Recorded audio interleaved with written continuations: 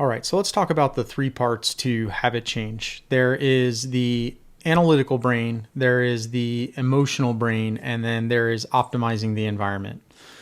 So the analytical brain is basically understanding why it's important to change a habit.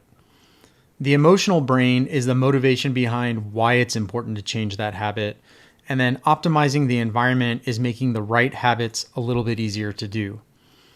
Now you have to hit all three of these to be successful, or at least increase your chances of being successful. If all you do is reach just the analytical brain, you have direction and understanding, but you have no motivation. If you reach the emotional brain, you have passion, but you don't have direction if you don't hit the analytical component of the brain. So for me, the habit I wanted to change several years ago was to become healthier. I didn't want to be a 240-pound slob anymore. I can be stubborn with the best of them. Some people would even say I'm probably the most stubborn person they've ever met.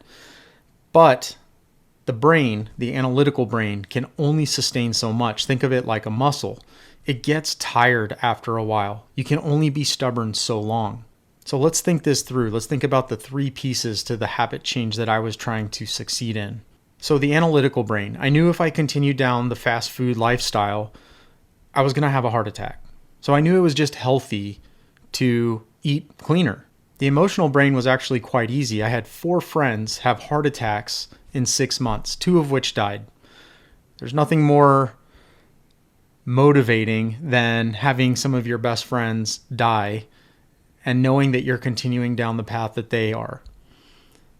The second part of that is that I want to be a good uncle. I want to be around for my nieces and my nephew. And so even on the days that I'm having a hard time or I'm not motivated, I think of them.